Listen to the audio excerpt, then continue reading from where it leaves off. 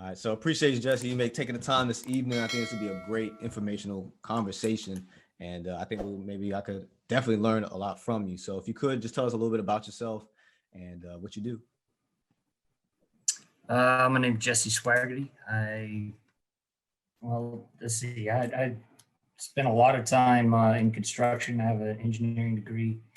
My wife and I do real estate investment. We flip houses. We have rentals.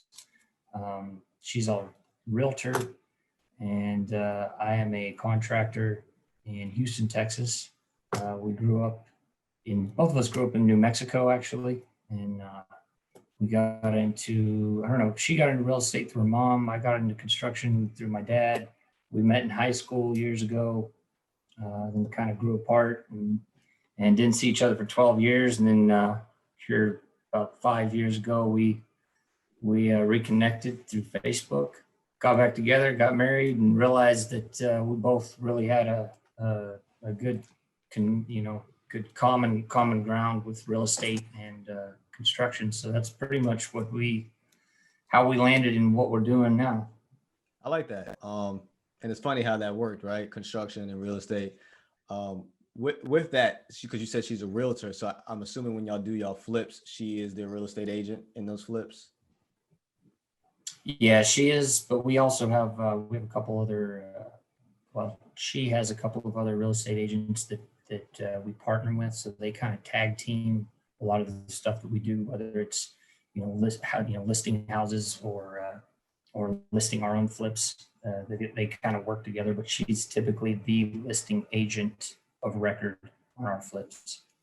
And I asked that because I heard a lot of people, what they do is, if they are an investor and also a realtor, what they do is they say, hey, you don't have to pay closing costs like my commission if you settle on this deal. So they kind of bargain their commission in order to get a seller to settle on something.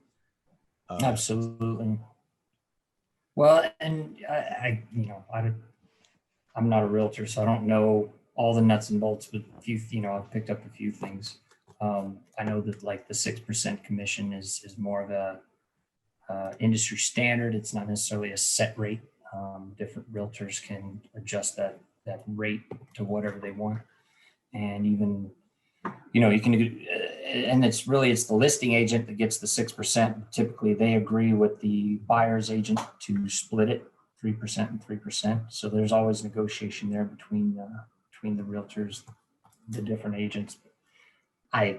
That's about as much as I know of being a realtor.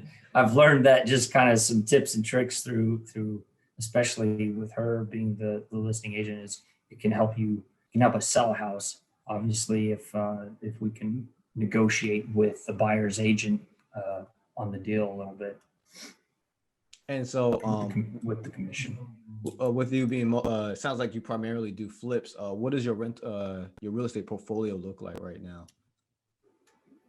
On our rental portfolio, currently we've unloaded a couple recently this year. We have four doors currently. Two of them are five doors, 3 condos and 2 just single family homes that are actually really close by to our house. So it's pretty awesome. We self-manage everything. We don't outsource the property management. So it's nice to have everything kind of nearby. We can go unclog a toilet if we need to. True, exactly. That does make it very convenient. Were those single family homes your own flips and you just decided to keep them?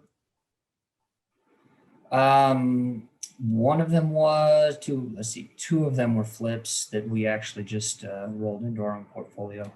It just depends. Some of the numbers, when we look at a house, we pretty much always look at it as a flip. That's just where the price is best for buying it. When we very first got into this, of course, we were looking at everything as buying it as investment properties, as rentals. Mm-hmm. But then we kind of learned about private money, and we learned about the bar system and everything, and it just kind of made sense to buy everything as flips to start. And then if the rental rates that are coming in and there's not enough, not anything really significantly wrong with the house, it makes sense to just keep it and refinance it, then we will do that.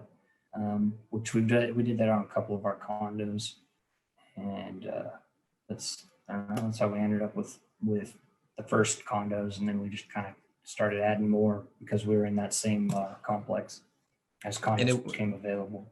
and it worked out for you. Do you pay condo association fees or homeowner association fees with the condos? Yeah, we do. They're quite expensive, but we do furnished. The condos, they're all one bedroom, so we furnish them, and then we rent them out as short-term rentals. So like 6 months. 3 months typically. Well, it depends. I mean, you basically we rent on we have a kind of a stair step process, same as you would on Airbnb. You know, you give discounts for longer terms, but anything. I think 3 weeks is our minimum stay that we require right now, and then obviously the longer they stay, the lower the rate is. And is that because of what is it about your market to where you can do that? Because I know in my area, like we have to do 12 months, 13, because it's a military town, so people are here to stay for the most part in our area. Well, with anything in real estate, there's loopholes, right? So it's the contract is written for 1 year, but then you just include a clause that says that they do not have to pay any early termination to get out of their lease if their contract expires. So you give the renter, the tenant, when they think they're going to be leaving, but you don't lock them into anything that makes them pay if they have to leave earlier than a year. So you actually write it up for a year, but then you tie that contract to their employment contract so that if they're like for instance, we do traveling nurse rentals. So the nurses, they come in, we know that they're probably not going to be there for a year, but we write them a 1-year lease and then have a clause in our rental agreement that says if their contract expires prior to 1 year from this date, that we will not, there won't be any fallback, or they don't have, you know what I mean? They're not forfeiting their security deposit or whatever. So basically, as soon as their contract is up, okay, cool, we let them out of the lease, find somebody else. So, you know what I mean? It's a 1-year lease, but we write it so that they can get out of it if they need to. So Okay. you negotiate with your renter, however. That's interesting you say that, because I wonder if I can do that with in associate with people losing their jobs. Hey, here's a clause. If you happen to lose your job because of COVID, you can get out of the lease free and clear. That way I don't have to deal with you, living there for free, and you get that, you're getting out of there scot-free. Yeah, I mean, everything's negotiable. But at the end of the day, the HOA, they just don't want to see short-term lease on your rental agreement. They want to see that you have a 1-year minimum. So you put that in there as a 1-year minimum, but then you add clauses in and you negotiate whatever anything you want to negotiate with a tenant, as long as you're not you're not discriminating or anything, and you're not breaking any laws. But you can always put something in there that says, hey, if this is something you're concerned about, I'm happy to add this into our contract that will let you out of the lease, and you're under no obligation to pay for the rest of the year just because such and such happened. And that's perfectly legal. Interesting. And it should be. I mean, it's the agreements between you and the renter, right? Like it's fair for them, it's fair for you, and the HOA, they can't say you can't do that. They can say no less than 1-year leases. You didn't know that they were going to lose their job, right? Yeah, you did. Or you, quote unquote.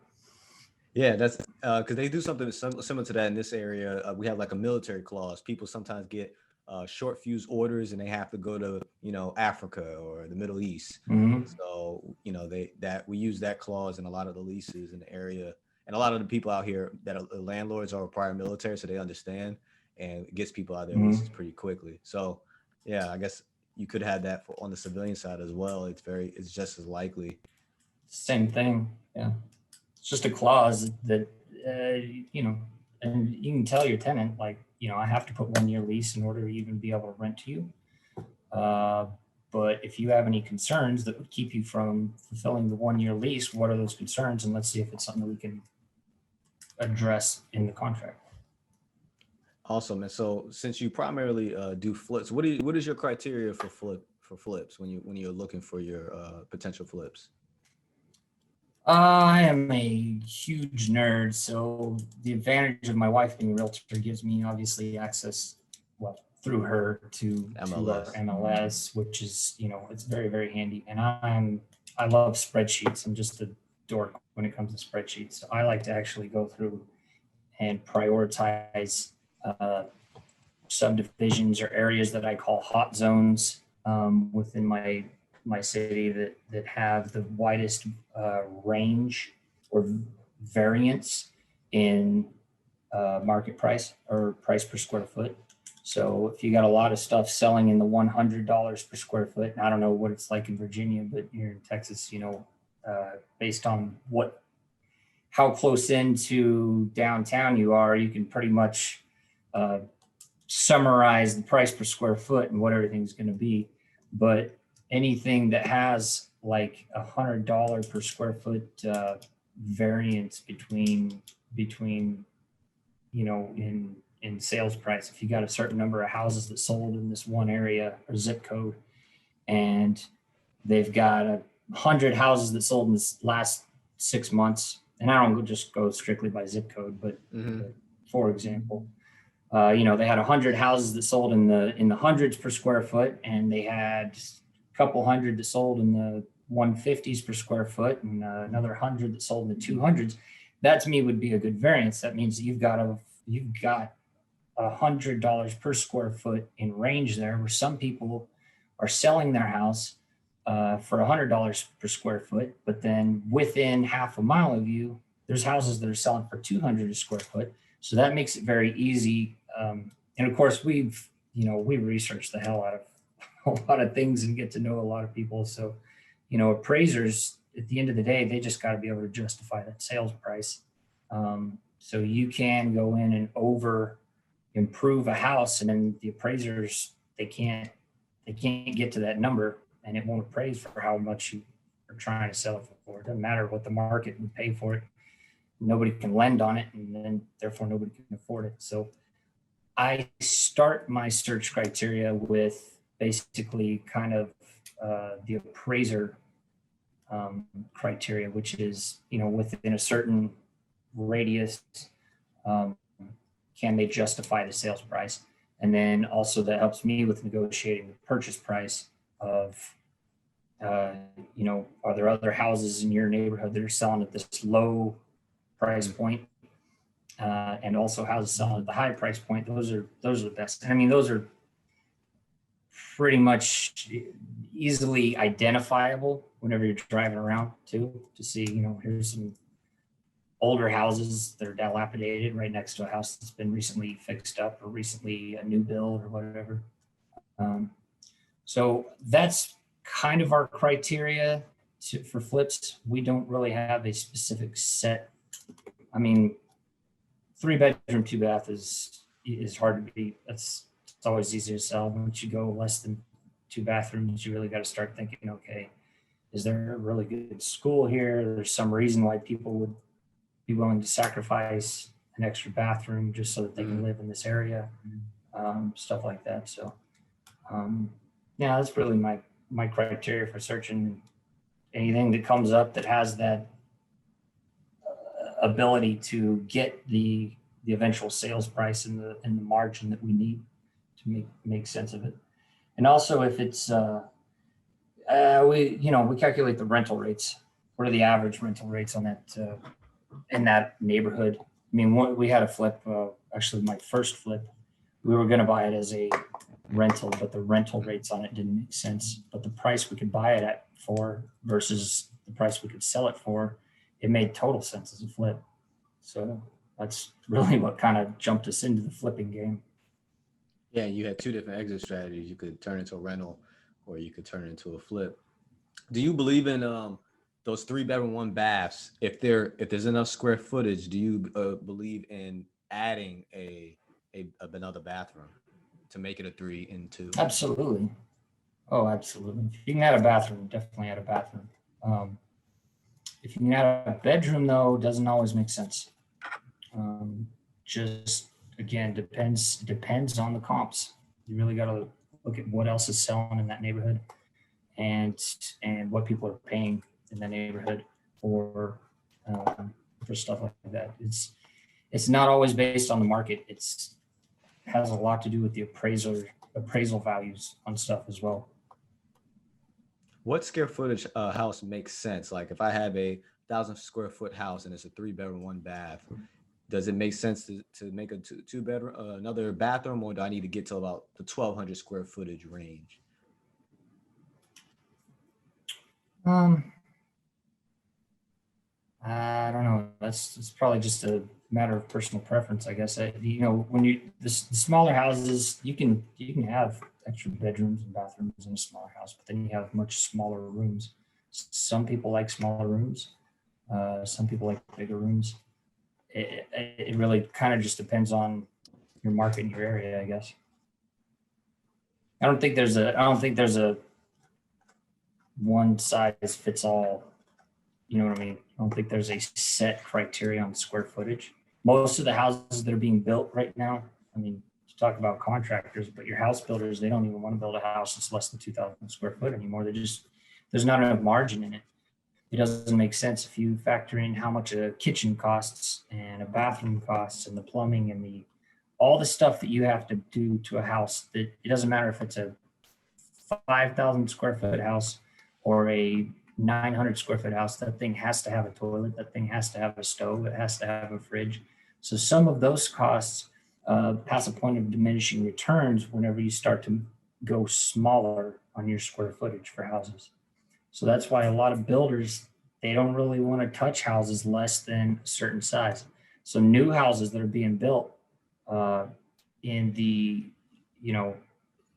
wherever in the big developments, new subdivisions or whatever, they're typically going to be trying to shoot for 2,000 square foot 2,000 square foot on those houses, because then they can get to the price point where it makes sense to carry their overhead and deal with the construction.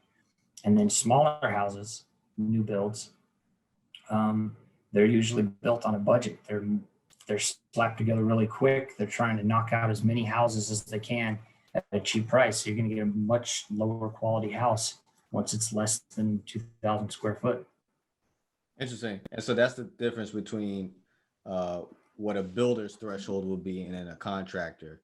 Because we had talked to a builder that's actually in Houston yesterday, and they were telling us about the developments that they do, and then it kind of left me confused at certain times, and I had to clarify. Okay, well, what's the difference between a contractor and a builder then? Because it sounds like y'all kind of do the same thing, but what you're telling me is the size of the project.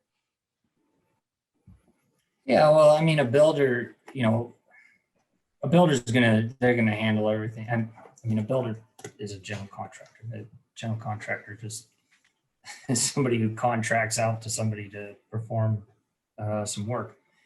But a builder, is gonna go typically from the ground up, brand new, nothing there, blank slate. They might do some additions and stuff like that, but a builder, typically they don't want to mess with renovations, remodels, stuff like that, or flips. Now they'd be happy to knock down a house and build a new house in its place. But most of your builders, they want to build brand new from scratch. And that's not to say builders don't remodel. I'm sure there's tons of I know lots of builders who remodel. I know lots of remodelers who build houses as well. It's just, there's a difference. I say when a builder, I'm just saying when somebody's building a house, this is what makes sense for a new build. And this is what typically doesn't, unless it's a huge development where they're building a lot of houses and they have repeat. But you gotta, money and financing and carrying costs and material pricing and all that stuff really starts to come into play when you're building a house, unless you're building a custom house. Gotcha. And so since we're talking about contracting, and I know you said you've been kind of contracting in and out for the last couple of years, what type of jobs do you usually take? Are you kind of general, or you take specific? You do specific things? Oh no, I take everything. I mean, I'm a general contractor in Texas, which is different than a lot of. I mean, every state has different rules and regulations on it. Texas specifically does not require a general contracting license, so I actually don't have to specify what I do. Now, if I were to do any plumbing, that does require, a license. Electrical, that requires license. HVAC, mechanical, all that stuff.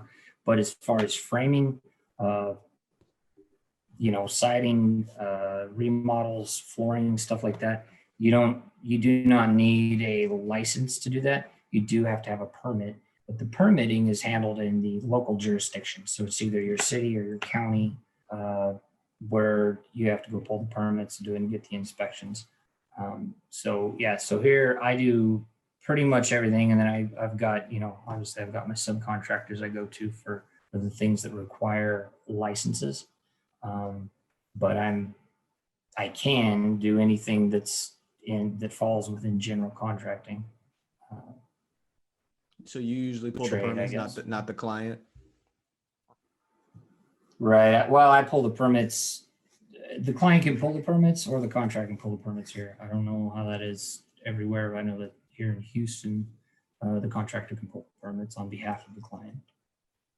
And I've been told, so this is why I really appreciate this conversation, because it's always been a conversation I have with other investors and how they deal with contractors, and not a contractor talking to me on how they deal with clients or other investors. And so when I talk to other investors, they say, hey, get your contractor to get the permit, because then they are held liable for making sure you meet zone or the inspection.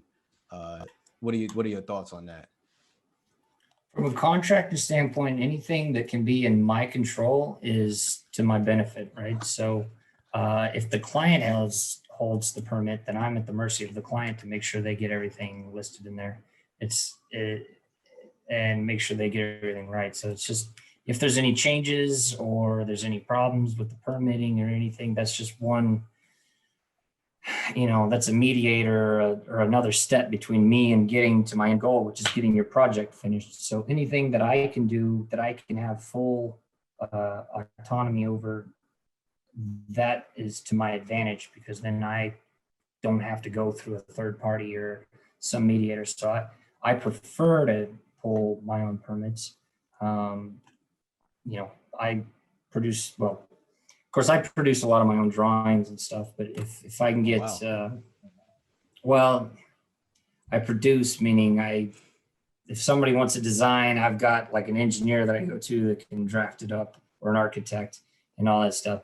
But I do a lot of my own, like me personally, I do a lot of like concept designs and modeling and dimensioning and framed, like the framing drawings and stuff like that does not require an actual engineering stamp. I can whip those things out. Give them to my guys. I can make the changes on the spot. It's just, like I said, to me, it's all about, I like to have full control of as much as possible. But that's also not everybody operates that way. I think that's a bit of an anomaly. But I would say that I think most contractors prefer to have, if they're a good contractor, they prefer to actually have the control and the say so in a lot of that stuff, so that they can make sure that they are pushing schedule and following up on things, and there's just less unknowns when there's other people involved. How do you feel about so we've had a few contractors. One asked for 80% down. It was like a $4,000 job, and he wanted, out of the 4,400, he wanted like 3,800 down. We've had some where, hey, I pay for the materials up front, and then then the contractor does the job, and then we pay at the end. How do you usually do business with stuff with projects like that? Yeah, that's an interesting question. That I'm in a lot of contractor groups on Facebook, and that's a debate. Obviously, on the contractor side, contractors are biased. They're like, no, take 50% down minimum, or don't do the job. Walk away from the job unless you get a 50% down. I see value both ways. And then I've seen a lot of customers. I'm on some next door, you know, forums where people are talking about, like the customers are talking about, I've never been asked to pay 50% up front in my life. And people like, walk away, get rid of that contractor if he wants 50% down. Contractors should not be asking for money down. There's advantages and disadvantages both ways. As a contractor, I prefer to have 50% down upfront. That helps me pay for your materials. That helps me carry some of the labor costs through the project. And then I'm doing my part. So it's basically you're sandwiching, making a sandwich out of the project. You know, you give me half up front, I go do the project. You pay me the rest when I do a good job. If I don't do a good job, we got to negotiate how much you're going to pay me at the end, right? But I mean, the way around that to me is there should be a contract. I figure not a way around it, but I think regardless of how it's handled, I think there should always be a contract in place that says, here's the agreement between the contractor and the customer or client. And here's the scope of work that's being agreed to be performed. And it should be very detailed. And contractor, if there's things that they are not going to perform, it should be listed in there as well and say, you know, I am making it clear that I'm not accountable, that if we uncover a wall and find termite damage and I didn't expect termite damage, I'm not fixing that for you unless you pay me extra. Like that's going to be extra cost. You know, material, I know that was kind of a question you guys had, but like if a client wants to furnish the material, that needs to be specified what material is going to be provided, when it's going to be provided, how much of it's going to be provided, and where it's going to be stored and handled. Like, is it going to be on the job site? Am I going to have to paint? Am I going to have to cover all this material while I paint your walls and texture? Do I have to worry about my guys accidentally scratching your new stove because it showed up before we even had sheetrock on the walls? Like, what kind of stuff do I need to worry about as far as those agreements? So, and it doesn't have to be, you know, a 30-page document.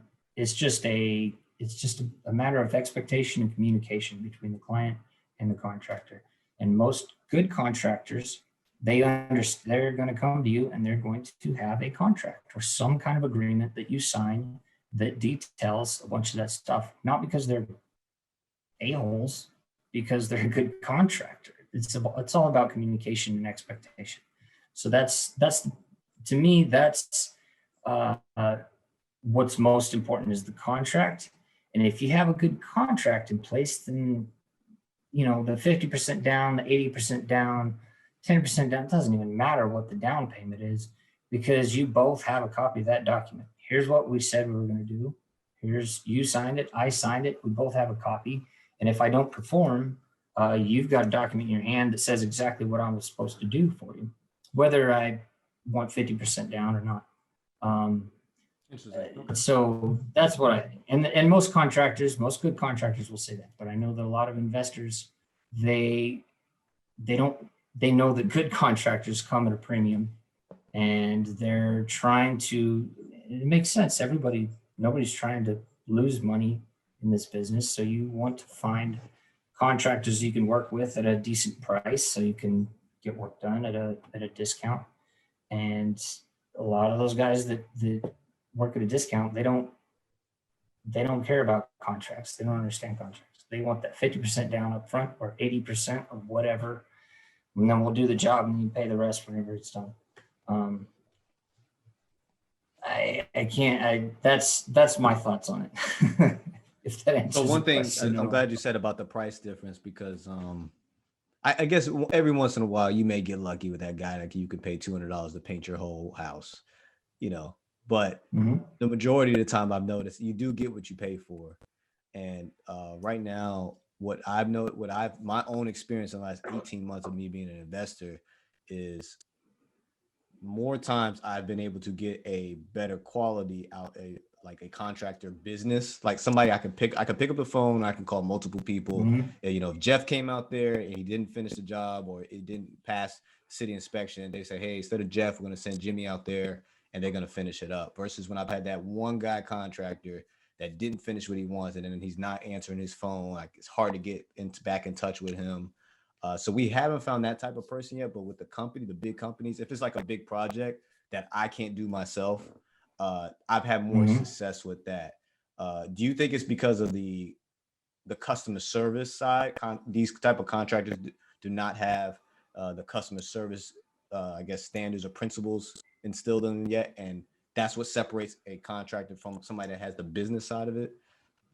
I think it's resources. I think it's limitations on resources. I don't think any contractor actually wants to screw anybody over. I think every contractor, the cheap ones and the high priced ones, ultimately want to do good work. They want to be known for their craftsmanship and their skills, and they want everybody to respect them as a tradesman. I think that people that are well, that are under resourced or maybe bite off more than they can chew on a project, they get cornered, right? And they don't know how to handle it. It's not a matter of that they don't want to be professional. It's that they are overwhelmed. Maybe they bid your job, they mess something up, and now they've got another big job, and it's going to hurt them more by pulling off of this big job with this other client to come fix your thing. So they're having to choose between, okay, is my current client more important or the past client more important to my future business and to my whatever, to making money? And they just they get stuck into a situation that they can't always get out of. So I don't think anybody is inherently evil and intends to screw anybody over. I think it's just capabilities and resources and smaller guys. They're able to give you a better price because they're hungry. They need the work. The bigger guys, they have a lot of overhead. They spend a lot on marketing. They've got a lot of costs that you are indirectly covering with inside their margin. But they keep a lot of work. They keep a lot of backlog. They have another guy that's freed up because he just came off another job and can come over and fix that. And they have a reputation to uphold.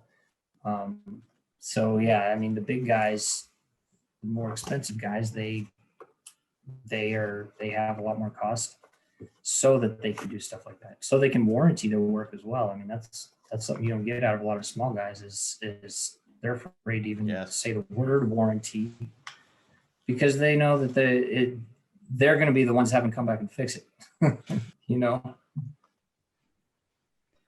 yeah, you're right. That actually was one of the big differences as well, as why we went with a company versus the one man show, was the fact that they also provided a warranty. We had 3 water heaters that were installed, and the guy was gonna contract out getting somebody to come through there, and just didn't seem, on top of it, just didn't seem too confident as well, and couldn't guarantee us as much as that big company did. And I feel like when it comes to definitely the habitability of our tenants, like I need to get this right the first time, because obviously the water heaters not being inoperable would completely jack up how our tenants would live. I think that's one thing I've always found interesting, because and you know what, I need to probably follow those contractor groups so I can get an inside thought on how y'all think, because you just said a few things and a few thought processes that I never thought of because I haven't been on your side. And I really feel like when it comes to relationships, it's good to know both sides of the house, because everybody has their own fears and need their own assurances when it comes to business. Hey man, you're gonna take care of me like I'm trying to take care you. Are we on the same page here? And I think you said something right, and I never thought about that. Yeah, okay, I may ask for 80% down, but we're going to do a contract. Either way, I'm binded to this project. So I just need this money for materials. What do you do to make sure you don't get rolled in projects, that you don't overbook yourself? Or what do you recommend? Well, that's assuming I don't overbook myself. But honestly, so like I said, I do a lot of my own projects. So I actually spread out my projects pretty good to where I don't want to be overwhelmed with having to manage too many guys and having to keep a big backlog. So I actually keep myself pretty small. This is something that we've kind of a shift in our ideology that we've made just in the past 2 years. But when we first started out, we were like, oh, we want to be huge. We want to be a big company. I want to hire a bunch of employees. I want to put, managers in front of those employees and have a guy that does stuff. And we're just making tons of money and we're off in the Bahamas, drinking fruity drinks. That was our intent. But then we realized that it's very overwhelming growing a business like that and having all those employees. And the stress level is the same whether we're small or big. And technically the margins and the money that we can make is roughly the same as if you know what I mean, is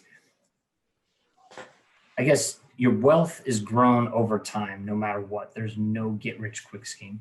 So in order to keep our stress level manageable, we decided, you know what, we don't need to upscale everything. We don't need to be trying to rush to scale and get bigger. Let's stay at a manageable level and keep our backlog manageable. So the advantage there, it's a double-edged sword, but since we are investors, for us specifically, I can keep backlog in my own projects. My own projects are a lot of my backlog, and then I can take on what I call retail or third-party projects for paying customers as my time filler. Because I'm my own client, I can pull off of my job, and I'm not pissing anybody off but myself. Now that comes with there's some sacrifice there too, right? Because we're not paying. It's not like we just have money in our savings account waiting to go buy houses. We're financing it just like everybody else. Mm-hmm. Something I like to tell people all the time is like, if I had a ton of money just sitting in my savings account doing nothing, I'd be a pretty terrible real estate investor because that money's not doing me any good sitting in a savings account, right? So our money is always invested. We try and keep it working. We try and keep it out there doing something. So we always have some kind of ongoing project where it's whether it's maintaining the rentals or an ongoing flip or whatever. So that's kind of the backlog that I keep as my busy work. The other thing I do is I try not to staff up or, I try not to build a big crew. I want to have just enough crew that I can keep them busy, that we can get the job done quickly, but I hate to bring on a whole bunch of guys and then have to face the challenge of crap. I don't have any work for you guys, so I got to let you go. That sucks. That sucks for every contractor. There's no way. It's very, very, it's very difficult to maintain a relationship with guys and hire them and fire them or hire them and lay them off because it's tough to get loyalty out of guys when you do that. And, a lot of these big outfits, they'll bring a bunch of guys on, keep them till the job's done, then let them go. And then next time they need guys, those guys may not be available. They might have went and found them another job for somebody else, or they might know somebody that's going to keep them longer. So I try to kind of stay at a level where I'm not going to have to lay my guys off, which puts me, I typically any given day I have 2 to 3 guys working for me. One of them I have all the time, and then a couple guys that work for me on and off that work for a couple other outfits around here. But that's how those small guys operate. Obviously, you got the bigger companies that just keep a bunch of backlog, and they got their regular guys that they just have to keep busy with a bunch of jobs. So I don't know. That's pretty much how I do it. I was trying to say, do you usually or do they usually get paid by the hourly wage, or you do a flat rate based off the size of the project? So it just depends on. I have different agreements with different guys. Okay. To be honest, I mean, it just depends. Yeah, there's not a right or wrong answer. Some guys work better one way and some guys work better a different way. Whatever, depends on the people. And then obviously with subcontractors, it's by the job. So I may, but like, let's say I have a painter that I bring him in and I want him to bid the whole job and say, or whatever. I got, let's say a garage, I need a garage painter. You bring him in and say, hey, how much to paint that garage? And he'll give me a price. That's easy enough because it's all right there. He can come in, he can do it, and he can leave. But it's different if I say, okay, I need you to come in every day and tape this wall and texture it after we get, so that we can get such and such hung. Like basically work side and side with my crew, right? It's hard for me to get a one price for everything when they don't know what rooms are going to be finished or available for them. So I basically just tack them onto my crew, and I'll just agree with them as a hourly rate as a painter, but a subcontractor that kind of just hires onto my crew as an independent contractor. So then I've got an extra hand and they've got a job, and I know they're a good painter. So a couple questions as far as like when you remodel and flip, what are your favorite materials you use as far as flooring when you put carpet, vinyl? What do you like to put down? It all just depends on the comps. From a contractor perspective, it's really hard to beat vinyl and just snap in. The quickest, easiest thing is, the snap plank flooring, whether it's wood, vinyl, linoleum, especially on a floating floor. That stuff is just, it's amazing to put in.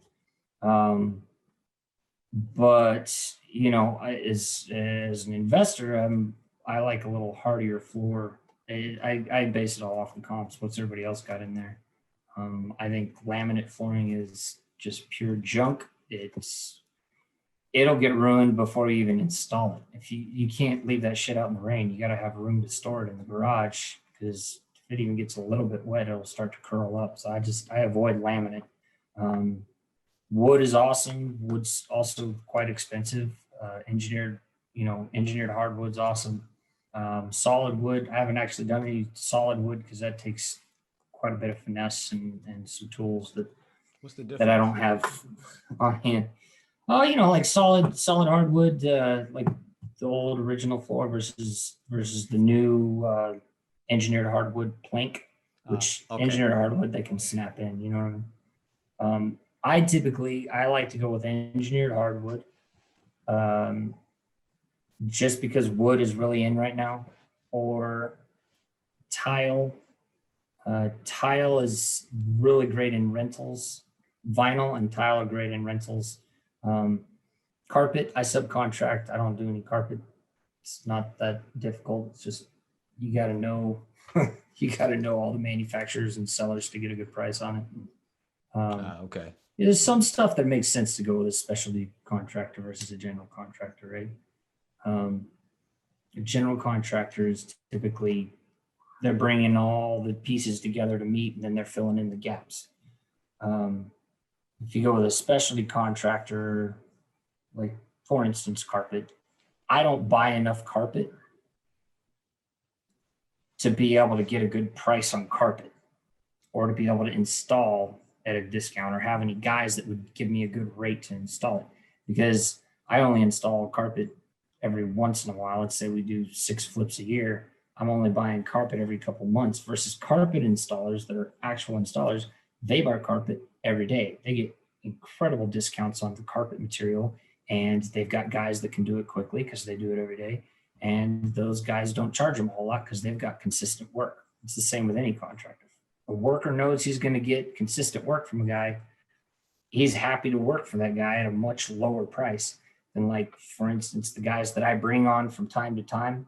Like I said, I got one guy that's just with me all the time, but I pay him less than the guys that I bring in every once in a while, because I'm only bringing them in every once in a while. If I even offer them as low as I'm paying the other guy, they don't even want to work for me. So I have to pay a little more to get them. But my other guy, he just wants the consistent work. He wants a place that he wants a boss that he knows he's going to have a job every day for as long as whatever until he quits, basically. And so he's happy with whatever. And that's just kind of, those are the things that contractors got to figure out and negotiate. So switching back. So on material, yeah. Oh shit, my bad. No, go ahead on No, material. I got off topic. Sorry, man. Yeah, on material, bedrooms. Well, that's the thing. I'm getting into what I do in my flips, which is you're really more interested. Well, that's what I was gonna switch over. I was actually gonna switch over to the flipping side. When it comes to that, because obviously your mindset is different when you're a contractor and when you are when you're doing a flip, especially when you were talking about comps. What was your best flip? What was the numbers on that? If you don't mind sharing.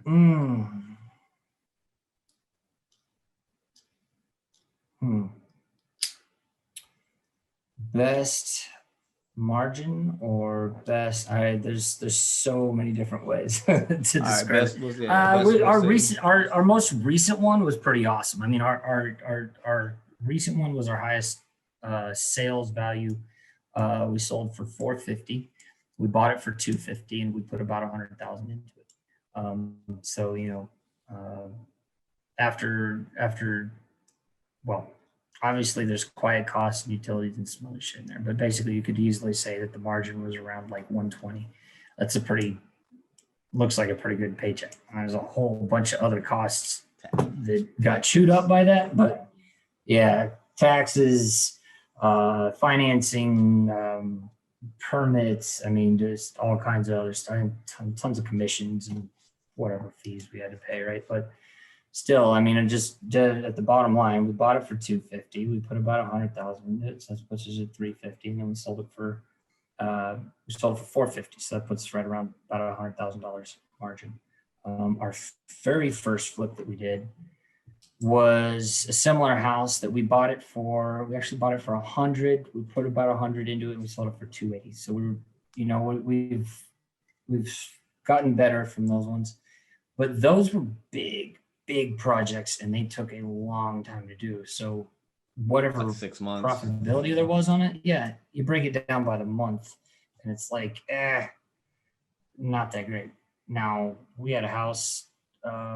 It took us about a month to fix it up and, put it on the market, sat for a month, and then we sold it. But we made like $35,000 on it. That's to take 2 months to make $35,000 versus 6 months to make $100,000. That's why I say there's different versions of good. And then the best one that we've got, we bought it, didn't do nothing to it, sold it the next day for $10,000 more than we bought it. That is by far the best one we've done because we made $10,000 in one day, essentially. And you didn't do anything to it. Nothing. Bought it, sold it to another investor. It's like a fast wholesale almost, or fastest flip. It was a wholesale. Well, we call it a wholesale, but we didn't, because I mean, I guess you could call it a wholesale. We actually closed on it. I mean, we borrowed money and no, actually on that one, we didn't even borrow. We literally paid out of pocket. We bought that sucker and turned around and sold it to somebody else for just enough to make $10,000 and cover all of our closing costs and stuff. So that was to me, that was our best deal to date because it was so fast. It was just bam, bam. And that was a good deal because like I said, we didn't have to lift a finger, really. That to me, when you don't have to do any work to make money, that's a good flip. The least amount of work that you can do and make money in the shortest amount of time, that's what I call a good flip. I think I actually talked to a guy that he does that. He literally buys them. Let's say he buys it for 40 and he buys it in a particular area that he sees going up. Let's say they put a casino down and he gets the home and then he, without even touching it, he sells it for 130 grand when he bought it for 40 grand and doesn't even touch it. It's just sitting there. Right. because of the land that it's on. So I'm not that good yet. And I don't know. I feel like I'm not good enough to where I feel like that's gambling, but I think he has it down to a science. Because Right. he's been able to do it so much. But my second to last question would be is what is your end goal? You seem to be doing pretty well for yourself. When does it kind of stop for you, or when do you say, "Hey, I've made it in this business"? Hmm. I don't know. I think that, people ask that question all the time. I don't really have a good answer for it. I I don't really think that I have an end goal in mind. To get out of the rat race, so to speak. If you've never played Cash Flow, it's like the best game ever. Um, there's all these. Have you ever played it? No. You're aware of Cash flow? Rich Dad Poor Dad? Yeah. Yes. Yeah. Oh, you talking about the four quadrants Yeah. of cash flow? No, Yeah. no, Yeah. I I'm read the talking about the book. game. Oh It's a no. board game. No. No. I've never It's played it before. It's Robert Kiyosaki. Yeah. My wife got me into all this through, the Rich Dad Poor Dad, but then she was telling me about the board game, and it's similar to Monopoly, but it's actually more of an educational version of Monopoly, and it's based off of all of Robert Kiyosaki's, it's all the things he teaches. But around the outside of this board is ultimately you're trying to get out of the rat race, and then there's all these different things that you can land on or choose as your ultimate goal that tells you that you've made it. And I don't ever know where to put my cheese, my cheese to signify that that's where I want to go. But to me, it's just about the next step.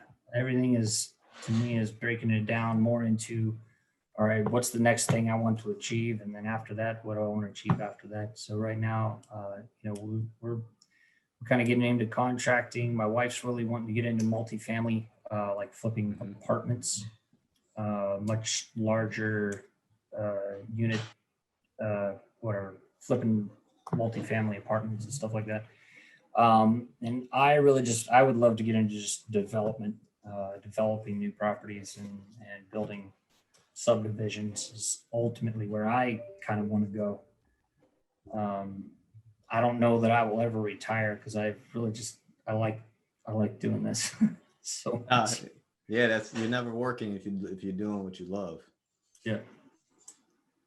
And so my final question is, well, what is your rich state of mind? Why do you do what you do? You seem to have what I like about you. You're very calculated. You're very structured, and so you're one of the first people I've talked to in the contracting side that seems very calculated. And I guess it's because you're also an investor as well, but very calculated, very methodical in what you do. So, what kind of gives you that mindset? Where do you get all that from, and what is your why in all this? um well, kind of back to my previous answer, but it's really just because I'm doing what I've always wanted to do. Really, I mean, I love every aspect of it. I love the rules. I can remember being at my son's age. My son's about to be 3, but I remember my dad building stuff in his garage, and I always wanted to be a carpenter. And of course, I went to school for engineering because I was seemed like a good way to get a good education in carpentry without just being a carpenter. And then, Yeah. I ultimately, I worked for a construction company for 12 years doing industrial construction, but it wasn't really fulfilling to me because I was just sitting behind a desk all the time. And I've always just wanted to be, I'm very hands-on. I've always wanted to be able to make money uh, in real estate and be very hands-on with the houses themselves. So really why I'm doing this is because it's perfect. It's right where I want to be, out there working on houses, swinging a hammer, designing stuff, solving problems, even, you know, fixing a leaky faucet. I don't mind it. I like it. Wow. So Jesse, I think you gave a wealth of information. I think you will also help clear up a lot of confusion and understanding between the relationship between a client and a contractor. And I think that helps because you are both. you're an investor and you are a contractor. So I think you kind of see both and you shift gears. So I think that's very unique. And I think in this episode, this one will definitely get a lot of playbacks because I learned a few things as well, especially with the contract, which will help alleviate my anxiety of getting so much down. Yeah. And as well as a lot of others. Where can people find you at? So I've got a Facebook page. I've got a website too, but it's not simple. But for if anybody wants to just find me, go to my basic place to find me is on my Facebook page. It's Facebook/SAF Projects, like safe but without the E.